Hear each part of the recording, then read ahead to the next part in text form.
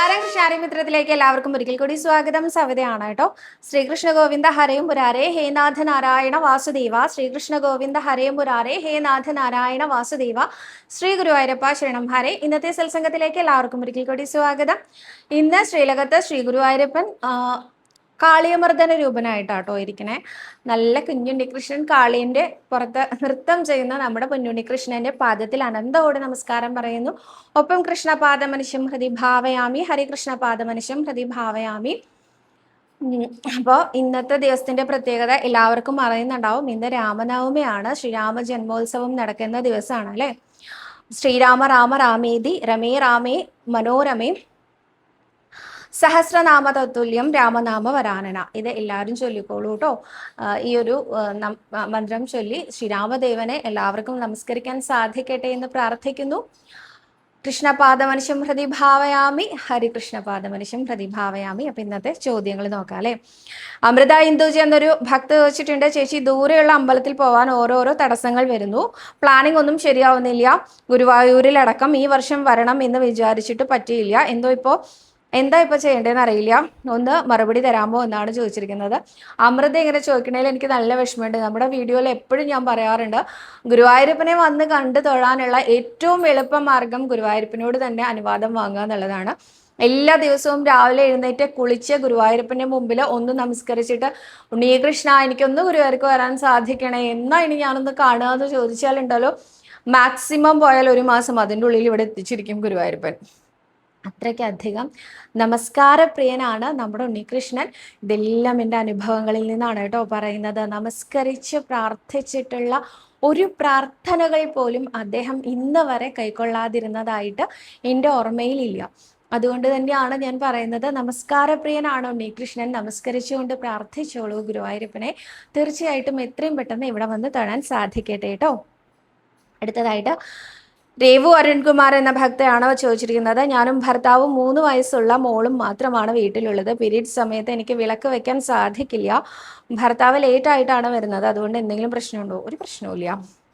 സാധിക്കില്ല എന്നുള്ള സാഹചര്യം ഉള്ളവർ ഒഴിവാക്കിക്കോളൂ. പക്ഷെ എങ്ങനെ സാധ്യമാവും എന്നുള്ളതിനെ കുറിച്ചാണ് ഞാൻ ഇന്നലെ പറഞ്ഞിട്ടുണ്ടായിരുന്നത് കേട്ടോ. ഒരു വീട്ടിൽ ഇപ്പോൾ 3 സ്ത്രീകളെ ഉള്ളൂ വെച്ചാൽ 3 പേരും പീരീഡ്സ് ആവുന്നത് 3 ഡേറ്റിലായിരിക്കും. 21 ദിവസം അങ്ങനെ അങ്ങോട്ട് പോയി കിട്ടും. ബാക്കിയുള്ള ദിവസങ്ങളിൽ മാത്രം വിളക്ക് കൊളുത്തിയാൽ മതിയോ? പോരല്ലോ. അതുകൊണ്ടാണ് ഞാൻ പറഞ്ഞത്, പീരീഡ്സ് ആയിട്ടുള്ള ആൾക്കാരെ തൊടാതെ നമുക്ക് വേണമെങ്കിൽ ശുദ്ധമായി കൊണ്ട് വിളക്ക് കൊളുത്താനുള്ള ഒരു ഓപ്ഷൻ ഉണ്ടെന്ന്. പക്ഷെ അങ്ങനെ ഒരു ഓപ്ഷൻ ഇല്ലാത്ത ആളുകൾ വിളക്ക് കൊളുത്തണം എന്നില്ല. നാമം ജപിച്ചോളൂ, അതെന്തായാലും മുടക്കണ്ട കേട്ടോ. അതേപോലെ തന്നെ ഞാൻ ഇന്നലെ ഈ പറഞ്ഞതിന് ഒരു എതിരഭിപ്രായം എന്നല്ല പറയാം. ഇപ്പോൾ എന്താ നടക്കുന്നത് വെച്ചാൽ, പീരീഡ്സ് ടൈമിൽ നമ്മളെ അശുദ്ധിയായിട്ട് കാണും. ഏതോ നികൃഷ്ട ജീവിയെ പോലെ മാറ്റി നിർത്തും. പക്ഷെ തീരെ വയ്യെങ്കിലും വീട്ടിലെ എല്ലാ ജോലിയും ചെയ്യണം. വെളുപ്പിൽ എണീറ്റ് കുളിച്ച് അടുക്കളയിൽ കയറണം. വീട്ടുജോലികളും കുട്ടികളുടെ കാര്യം, ഭർത്താവിൻ്റെ കാര്യം, അമ്മായിമ്മയുടെ കാര്യം എല്ലാതും നോക്കണം. അവസാനം നമ്മളെ തൊടാൻ പാടില്ലാത്തൊരു നികൃഷ്ട ജീവിയായി മാറ്റി നിർത്തപ്പെടുകയും ചെയ്യും എന്ന് പറഞ്ഞിട്ടൊരു മെസ്സേജ് വന്നിട്ടുണ്ട്. LMH എന്നുള്ള ID നിന്നാണ് ആ മെസ്സേജ് വന്നിരിക്കുന്നത്. അല്ല, LMN, പേരറിയില്ല കേട്ടോ. അങ്ങനെയുള്ളവരുടെ കാര്യമേ അല്ല കേട്ടോ ഞാൻ പറഞ്ഞത്. വീട്ടിലെ എല്ലാ ജോലികളും ചെയ്യണം എങ്കിൽ പിന്നെ അവരെ തൊടുന്നതിൽ എന്താ ഇത്ര വലിയ ബുദ്ധിമുട്ട്? അതെനിക്ക് മനസ്സിലായില്ല. ഞങ്ങളുടെയൊക്കെ വീടുകളിൽ എന്ന് പറഞ്ഞാൽ മാറ്റിയിരുത്തൽ തന്നെയാണ്. നമുക്ക് ശരിക്കും പറഞ്ഞാൽ ഒരു കൺസിഡറേഷൻ കിട്ടുന്ന സമയമാണ് ഈ പീരീഡ്സ് ടൈം എന്ന് പറയുന്നത്. നമ്മൾ ഒരു പണി എടുക്കണ്ട, വെറുതെ ഇരുന്നാൽ മതി. നമുക്ക് ഇപ്പോഴത്തെ സമയമാണെങ്കിൽ പിന്നെ മൊബൈലും ഉണ്ട് കയ്യിൽ. പണ്ടൊക്കെ വെറുതെ ഇരിക്കുക പറഞ്ഞാൽ എന്താ ചെയ്യേണ്ടേ അറിയില്ല. പക്ഷെ ഇപ്പം എന്താ വെച്ചാൽ മൊബൈലും ഉണ്ട് കയ്യിൽ. നമുക്ക് പായവും നമുക്ക് കിടക്കാനുള്ളതും നമുക്ക് കഴിക്കാനുള്ള ഭക്ഷണത്തിനൊരു എന്താ പറയുക, പ്ലേറ്റും ഗ്ലാസ്സും ഒക്കെ തരും. കിടക്കാനുള്ള ഒരു ഇതും തരും. അവിടെ കിടക്കുക, നമ്മളെ ഒരാൾ ഒന്നിനും ശല്യപ്പെടുത്തില്ല, ഒന്നിനും വിളിക്കില്ല. 3 ദിവസം കംപ്ലീറ്റ്ലി നമുക്ക് റെസ്റ്റാണ്. അപ്പൊ സുഖമാണ്. നമുക്ക് ആ 3 ദിവസം കൊണ്ട് 3 ലക്ഷം നാമം വരെയൊക്കെ ജപിച്ച് തീർക്കാൻ പറ്റും. കാരണം രാവിലെ എഴുന്നേറ്റ് രാത്രി വരെ നമുക്ക് നാമം ജപിക്കാലോ. അപ്പൊ നമുക്ക് 3 ലക്ഷം നാമം വരെയൊക്കെ ജപിച്ച് തീർക്കാനും പറ്റും. അപ്പൊ അത്രയും സുഖമായിട്ടിരിക്കാം. അതല്ലാതെ നിങ്ങൾ ഈ പറയണ പോലെ ക്രൂരമായിട്ടുള്ള രീതിയിൽ ട്രീറ്റ് ചെയ്യുന്ന ആൾക്കാരെ കുറിച്ചേ അല്ല കേട്ടോ ഞാൻ പറഞ്ഞത്. പൂർവികർ അങ്ങനെ ഒന്നും ഉദ്ദേശിച്ചിട്ടുമില്ല. പൂർവികർ ഉദ്ദേശിച്ച രീതി എന്ന് പറഞ്ഞാൽ ഇവർക്ക് റെസ്റ്റ് കൊടുക്കണം എന്നുള്ളത് തന്നെയാണ് കേട്ടോ. അതല്ലാതെ അതിനെ വികലമായിട്ട് തലമുറകൾ കൈമാറ്റം ചെയ്യപ്പെടുമ്പോൾ പല ആചാരങ്ങളും ദുരാചാരങ്ങളായി മാറുന്നതിന്റെ പ്രത്യേക കാരണം എന്താണെന്ന് വെച്ചാൽ ഇത് എന്തിനു വേണ്ടി ആചരിക്കപ്പെടുന്നു എന്നുള്ളതിനെ കുറിച്ച് വ്യക്തമായിട്ട് ഒരു ധാരണയില്ല. സ്ത്രീകൾ പീരീഡ്സ് ആണ്, അവരെ തൊടാൻ പള്ളി മാറി നിൽക്കുന്നത് മാത്രം പറഞ്ഞു കഴിഞ്ഞാൽ അത് അടുത്ത ജനറേഷനിൽ വരുമ്പോൾ അതെന്തോ വലിയ അശുദ്ധിയായിട്ടൊക്കെ പറയും. നേരെ മറിച്ച് സ്ത്രീകൾ ഇപ്പോൾ ഋതുമതിയായിരിക്കുകയാണ്, അവർക്ക് റെസ്റ്റ് ആവശ്യമാണ്, അവരെ തൊടുപോലും ചെയ്യരുത്. അപ്പോൾ അവരുടെ ബോഡി ഹീറ്റ് ഒക്കെ കൂടുന്ന സമയമാണ്, അപ്പോൾ അവരെ മാറ്റി നിർത്തൂ, അവർക്ക് വേണ്ട സൗകര്യങ്ങൾ ഒരുക്കി മാറ്റി നിർത്തൂ എന്നാണ് പറഞ്ഞുകൊണ്ട് വരുന്നത് എങ്കിൽ ഇപ്പോഴും ആ ആചാരം വളരെ നല്ല രീതിയിൽ നിലനിൽക്കും. ഇത് പല ആൾക്കാരും തെറ്റിക്കുന്ന സമയത്താണ് അടുത്ത ജനറേഷനിലേക്ക് വരുമ്പോൾ ഇപ്പൊ ഞാൻ പറഞ്ഞു പഠിപ്പിക്കുന്ന എൻ്റെ കുട്ടികളെ മാറി നിൽക്കൂ എന്നാണ് വെച്ചാൽ അവർ ആ രീതിയിലല്ലേ കാണുക. നേരെ മറിച്ച് കുട്ടി റെസ്റ്റ് എടുത്തോളൂ എന്നാണ് പറയണത് വെച്ചാൽ എനിക്ക് ആ കാര്യം അതെനിക്ക് കൺവിൻസ് ആവുന്നത് എങ്ങനെയാണോ അങ്ങനെയാണ് എൻ്റെ അടുത്ത തലമുറ കൺവിൻസ്ഡ് ആവുക. അപ്പൊ ഇതൊക്കെ ഏതൊക്കെയോ ഒരു ജനറേഷൻ മിസ് ചെയ്തതിൻ്റെയാണ് നമ്മുടെ പല ആചാരങ്ങളും ഇന്ന് ദുരാചാരമായിട്ട് മാറിയിരിക്കുന്നത് കേട്ടോ. പല ആൾക്കാരുടെയും കമന്റ് ഒക്കെ ഞാൻ കാണാറുണ്ട്, ഇന്നും ഇങ്ങനെയൊക്കെ നടക്കുന്ന സ്ഥലങ്ങളുണ്ടോ, ഇന്നും ഇതൊക്കെ മാറ്റി നിർത്തപ്പെടുന്ന ആചാരങ്ങൾ ഒന്നുമല്ല, റെസ്റ്റ് എടുക്കേണ്ട ഒരു ആചാരം അത്രേ ഉള്ളൂ. എല്ലാ ആചാരങ്ങൾക്കും പിന്നിലും ഇതുപോലെ സതുദ്ദേശങ്ങൾ അനവധി ഉണ്ടായിരിക്കും. അത് ആ രീതിയിൽ കണ്ട് ആ രീതിയിൽ അടുത്ത തലമുറയിലേക്ക് കൈമാറ്റം ചെയ്യപ്പെടുമ്പോഴാണ് അത് ഏറ്റവും ഉത്തമമായി മാറുന്നത് കേട്ടോ. അങ്ങനെയുള്ളവരെ ഞാൻ ഉദ്ദേശിച്ചത് നിങ്ങൾ അനുഭവിച്ച പീഡനങ്ങളെ കുറിച്ച് അല്ല കേട്ടോ ഞാൻ ഉദ്ദേശിച്ചിട്ടുണ്ടായിരുന്നത്. അടുത്തതായിട്ട് രേഖ എന്ന ഭക്തയാണ് ചോദിച്ചിരിക്കുന്നത്. സരിത, ഞാൻ മുൻപും ചോദിച്ചിരുന്നു, വീട്ടിൽ രണ്ടിടത്തായിട്ട് വിളക്ക് കൊളുത്തുന്നതുകൊണ്ട് ദോഷമുണ്ടോ? മറുപടി പറയണേ. ഒരു ദോഷവും ഇല്ല. പൂജാമുറിയിൽ വിളക്ക് വയ്ക്കുന്ന ആൾക്കാരെ പുറത്തും വിളക്ക് വയ്ക്കാറുണ്ട്. അതായത് സന്ധ്യാദീപം തെളിയിക്കാന്ന് പറഞ്ഞിട്ട് മുറ്റത്ത് വിളക്ക് വയ്ക്കുന്ന ആൾക്കാരുണ്ട് തുളസി തറയിൽ. അതല്ലാതെ തൂക്കുവിളക്ക് തൂക്കിയിട്ടിട്ട് അങ്ങനെ വിളക്ക് കൊളുത്തുന്നവരുണ്ട്. അതിലൊന്നും ദോഷമില്ല കേട്ടോ. ഉമ്മറത്തൊരു വിളക്ക് കത്തിച്ച് വെക്കുന്ന ആൾക്കാരുണ്ട്. ഇതൊക്കെ പണ്ട് കാലങ്ങളിൽ ഞാൻ ഒരിക്കലും ഒരു ട്രെയിൻ യാത്രയുടെ ഇടയിൽ കണ്ടിട്ടുണ്ടായിരുന്നു. ഒരു ട്രെയിൻ യാത്ര ഇങ്ങോട്ട് പോയതാന്ന് എനിക്ക് ഓർമ്മയില്ല. ഒരു ഗ്രാമപ്രദേശമാണ് ഈ ട്രെയിൻ കടന്നു പോകുന്ന ഏരിയ. സന്ധ്യാസമയത്താണ്. എല്ലാ വീടിൻ്റെ ഉമ്മറത്തും ഒരു വിളക്ക് കൊളുത്തി വെച്ചിട്ട് കണ്ടിരുന്നു. അപ്പം ഞാൻ അന്ന് ഞാൻ വിചാരിച്ചിരുന്നു, എൻ്റെ കുട്ടിക്കാലത്താണ് ഞാൻ ഇങ്ങനെ കണ്ടിരിക്കണത്. എല്ലാ വീടുകളുടെ ഉമ്മറത്തും ഓരോ വിളക്ക് കൊളുത്തി വെക്കും. ചില മുത്തശ്ശിമാർ അതിൻ്റെ മുന്നിലിരുന്ന് നാമം ചോദിക്കണതും നമുക്ക് കാണാൻ സാധിക്കും. ഇന്ന് അങ്ങനെ ഒരു പരിപാടിയെ ഇല്ലാതായിരിക്കണോ അല്ലേ? ഇതൊക്കെ എന്താ പറയുക, നല്ല നല്ല ആചാരങ്ങളൊക്കെ എവിടെയൊക്കെയോ നമ്മുടെ കയ്യിൽ നിന്ന് കൈമോശം വന്നു പോകുന്നുണ്ട്. അത് ഇല്ലാതിരിക്കട്ടെ. ഇതിൻ്റെയൊക്കെ ശരിയായ അർത്ഥം മനസ്സിലാക്കിയിട്ട് ഓരോരുത്തർക്കും ചെയ്യാൻ സാധിക്കട്ടെ. ഈ സന്ധ്യാസമയത്ത് വിളക്ക് കൊളുത്തുന്നതിൻ്റെ അർത്ഥം എന്താണെന്നറിയോ? സന്ധ്യാസമയത്ത് ദൈവസാന്നിധ്യം കുറവായിരിക്കും ഭൂമിയിൽ അനുഭവപ്പെടുക അത്രേ.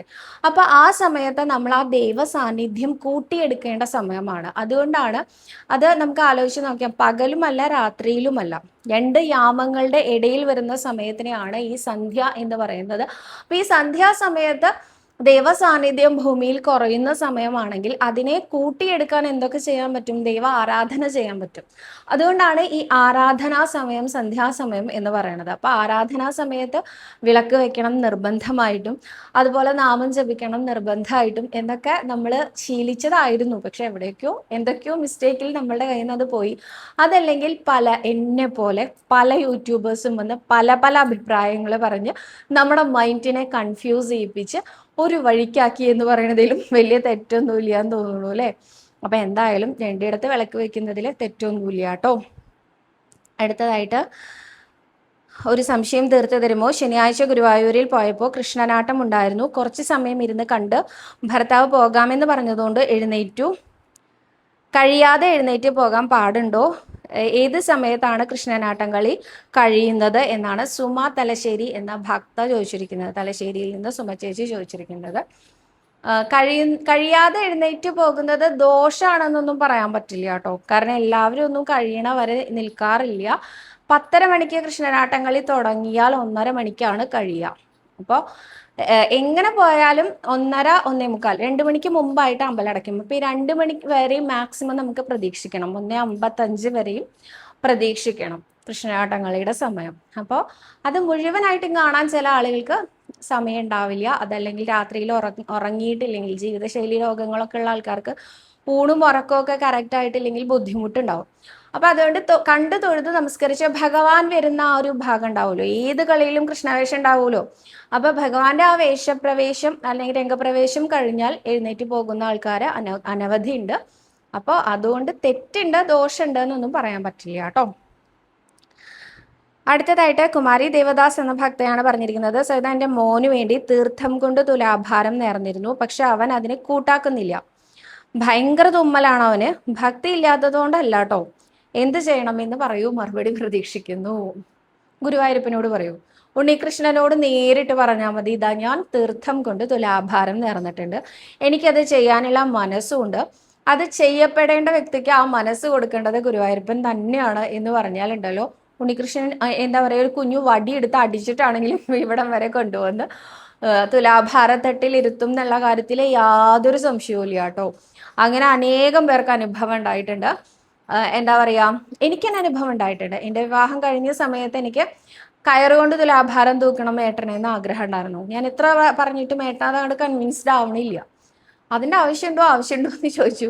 പക്ഷെ ഞാൻ ഭഗവാനോട് പറഞ്ഞു, എൻ്റെ മോഹാണ്, ഇനി ഗുരുവായൂരപ്പൻ എന്താ വെച്ചാൽ തീരുമാനിക്കൂ എന്ന് പറഞ്ഞു. ഞങ്ങൾ നെക്സ്റ്റ് ഡേ അമ്പലത്തിൽ പോയപ്പോൾ താൻ എന്തുകൊണ്ടും ഒരു തുലാഭാരം പറഞ്ഞിരുന്നില്ലേ എന്ന് ചോദിച്ചപ്പോൾ ഞാൻ കയറുകൊണ്ടാണ്.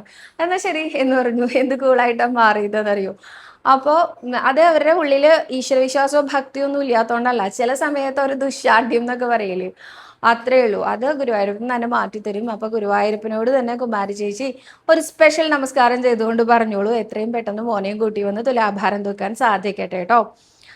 അടുത്തതായിട്ട് ദേവകിയമ്മയാണ് ചോദിച്ചിരിക്കുന്നത്, കുട്ടി ഒരു സംശയം ചോദിച്ചോട്ടെ. വസുദേവ സുതം ദേവം കംസചാണൂര മർദ്ദനം എന്നാണോ കംസചാരൂണ മർദ്ദനം എന്നാണോന്നും? ചാണൂര മർദ്ദനം, ചാണൂരൻ എന്ന ആ മല്ലന്റെ പേരാണത്. കംസചാണൂര മർദ്ദനം, കംസനെയും ചാണൂരനെയും, അത് ചാണൂരൻ എന്നാണ് കേട്ടോ, ചാരൂണ എന്നല്ല, അത് തെറ്റിപ്പോയതാണ്.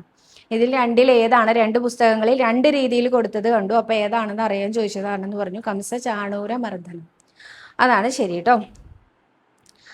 അടുത്തതായിട്ട് ശ്വേത എന്ന ഭക്തയാണ് പറഞ്ഞിരിക്കുന്നത്, സതേച്ചി 5 വർഷമായിട്ട് ഒരു റിലേഷൻഷിപ്പിലായിരുന്നു, പക്ഷെ ആൾക്ക് എന്നോട് ഒരു താല്പര്യവും ഇല്ല.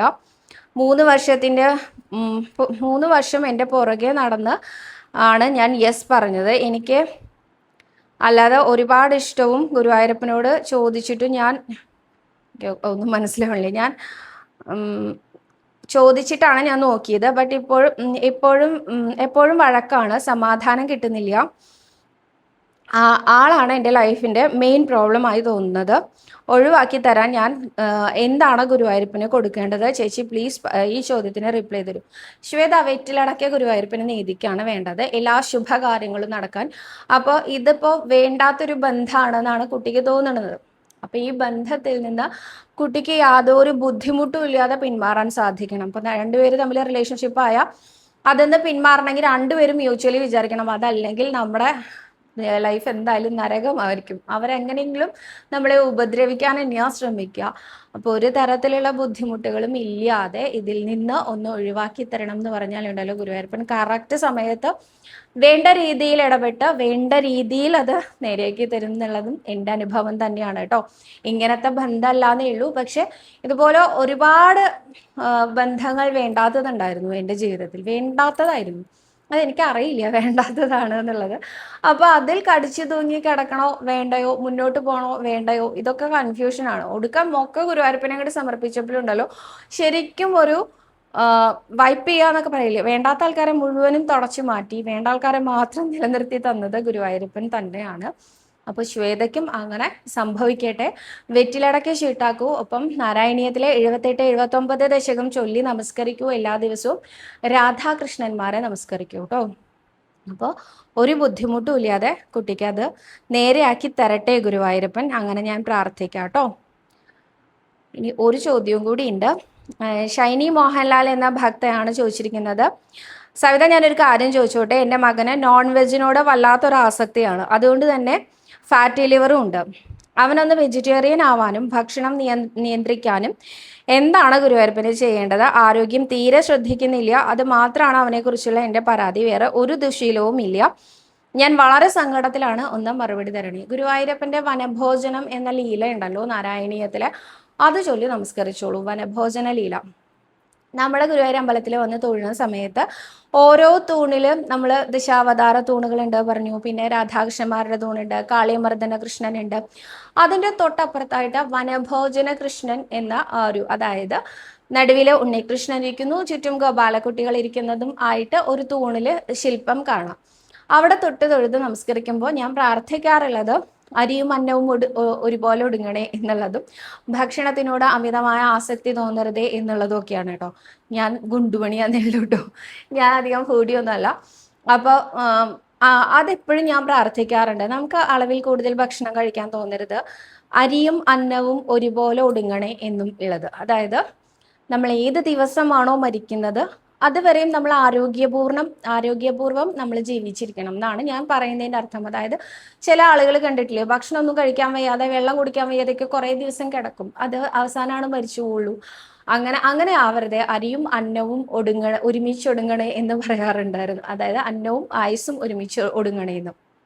അപ്പോൾ ഭക്ഷണ സംബന്ധമായിട്ടുള്ള എല്ലാ കാര്യങ്ങളും ഞാൻ അവിടെ ഏൽപ്പിക്കാറുണ്ട് ഗുരുവായൂരപ്പൻ്റെ മുമ്പിൽ. അപ്പം അതേമാതിരി വനഭോജനം എന്ന ആ ഒരു ഭാഗം, ആ ഒരു ലീല ചൊല്ലി നമസ്കരിച്ചോളൂ. അപ്പം വനഭോജന കൃഷ്ണന് അടുത്ത തവണ വരുന്ന സമയത്ത് ഒരു തുളസിമാലയും, പിന്നെ ഏതെങ്കിലും ഒരു ശില്പത്തിൽ, ഗുരുവായൂരപ്പൻ്റെ ഏതെങ്കിലും ഒരു ശില്പത്തിൽ മിഠായി മാലയും കൊണ്ടുവന്ന് ചാർത്തിക്കോളൂ കേട്ടോ. ഈ മിഠായി കൊടുത്തിട്ട് ഗുരുവായൂരപ്പനെ സോപ്പിടുക എന്നൊക്കെ പറയില്ലേ, ഇതൊക്കെ എനിക്ക് ഇപ്പം തോന്നുന്നതാട്ടോ. ഇപ്പം തോന്നുന്ന ഒരു വഴിപാട് ഞാൻ പറയുന്നേ ഉള്ളൂ. മിഠായി മാല കൊണ്ടുവന്ന് ഗുരുവായൂരപ്പനെ സമർപ്പിച്ചോളൂ. ഏത് മിഠായി കൊണ്ടുവന്നൊന്നുമില്ല കേട്ടോ, ഇഷ്ടമുള്ള മിഠായി കൊണ്ട് മാല കോർത്ത് ഗുരുവായൂരപ്പൻ്റെ കഴുത്തിൽ ഇട്ട് കൊടുത്തിട്ട് ഉണ്ണികൃഷ്ണനെ സന്തോഷാവണേന്ന് പറഞ്ഞോളൂ. ഉണ്ണികൃഷ്ണൻ ശരിക്കും ഇതൊക്കെ വേണ്ട രീതിയിൽ നേരെയാക്കി തരട്ടെ, ഞാനും പ്രാർത്ഥിക്കാം. അപ്പൊ ഇന്ന് അത്രയും വിശേഷങ്ങളേ ഉള്ളൂ. കൂടുതൽ വിശേഷങ്ങളും കൂടുതൽ കഥകളും ഒക്കെ ആയിട്ട് അടുത്ത ദിവസം കാണാമെന്ന് വിചാരിക്കുന്നു. സർവരോഗ വിനാശന, സർവപാപ വിനാശന, സർവദുഃഖ വിനാശന, സർവസൗഖ്യ പ്രദായക ശ്രീ ഗുരുവായൂരപ്പ ശരണം ഹരി.